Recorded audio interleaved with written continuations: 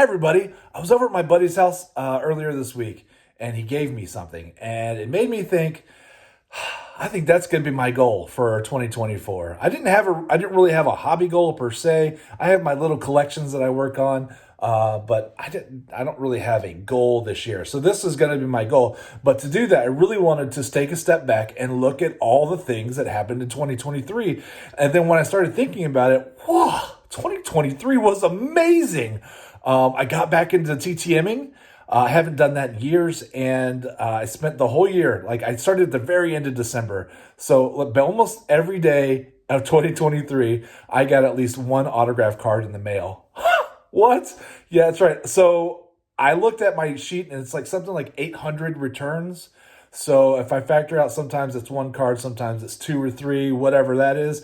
I easily got 2,000 autographs last year, which is 2,000 autographs, and almost an autograph every single day. I'll tell you right now, Sundays I get depressed because I don't get any mail, but that is amazing. So not only do I have all these extra autograph cards, I had to get a whole new box for them, but I also got this very, very awesome autograph. That's right. It is the Mickey Mantle autograph baseball. Ooh, that is good looking. That came from Adam's card closet. I have it in that because I need to go get it slabbed up because it is slab worthy. I tell you what, that needs to be protected and encased forever. It's awesome. I love it. Speaking of awesome, Boom Shaka 1984 Donruss. Don Mattingly rookie card. If you are a Mattingly collector, you needed this card, and I have been wanting this card since I was a little kid riding my bike to the LCS. I absolutely love it. This was gifted to me by the wonderful Julie Farnham. I love this card so much. So awesome.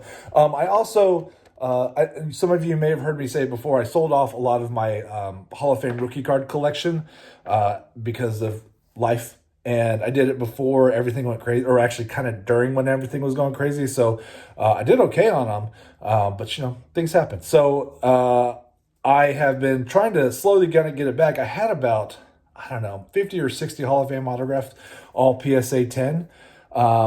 So I'm got some of the cheap ones back into my collection. I got a Tomei, BG on the 89. I added Bags. I added Pudge back to the group. This is my favorite Frank Thomas rookie card. I added that one. And of course, you have to have Chipper, right? So those are all inexpensive. So I added those to the ones I already had. So slowly getting back to where it needed to be.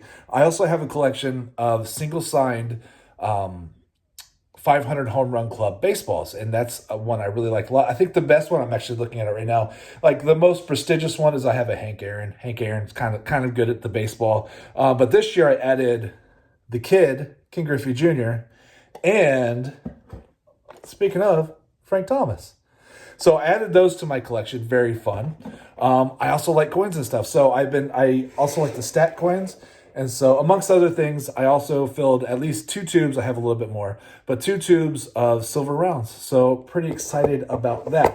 And they got real close to finishing my 23 top set. Mostly missing inserts, but a few of the base. And my Don Mattingly binders turned into little rabbits. I only had 2 at the beginning of the year. Now I have 5. And I've been having so much fun trying to fill some of my junk era sets. And I even started my very first legit vintage set to try to complete. It's been a whirlwind. Hockey, basketball, all that good stuff. There's some soccer over there, football, baseball.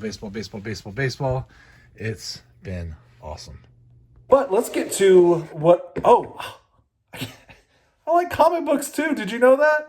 I got to add some pretty awesome comic books. I got this first appearance of Cosmic Ghost Rider that was gifted to me by Cat Fan. Pretty rad. I also added one of my favorite comic book characters, She-Hulk, first appearance. PSA 8, looking awesome. It's a really cool book. And a Miss Marvel, first appearance, 9.6. That's awesome blossom. But let's talk about what I wanted to do in 2024. So I was at my buddy's house, And he's like, "Hey, Justin, I got something for you." And he comes out and he's like, "Here you go." And I'm like, "Let me see that." I was like, "What year is that?" And then he moved his hand, and there's no Fleer logo. So I grabbed it, I turned it around, and of course it's a reprint. You know from the front, the no logo, it's a reprint. But this one is one of 10,000. The greatest basketball player of all time. It's very awesome. But that made me think, dude, I want a Michael Jordan rookie card. I want a real one. Who doesn't want a real one? So maybe that should be my goal this year. But do I have enough money to just go out and buy a bunch of Michael Jordan rookie cards, or at least a good one?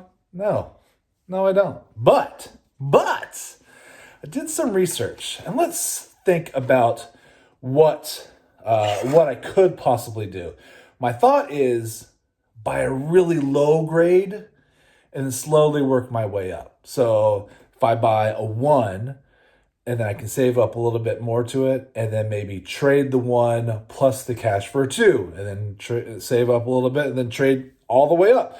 Will I ever have a PSA 10? I don't know. Maybe. How awesome would that be? It would be in a better case than this, I tell you what. So I just jumped on the eBay to see what was going on, and just to kind of get my feel for what kind of mess I'm getting myself into.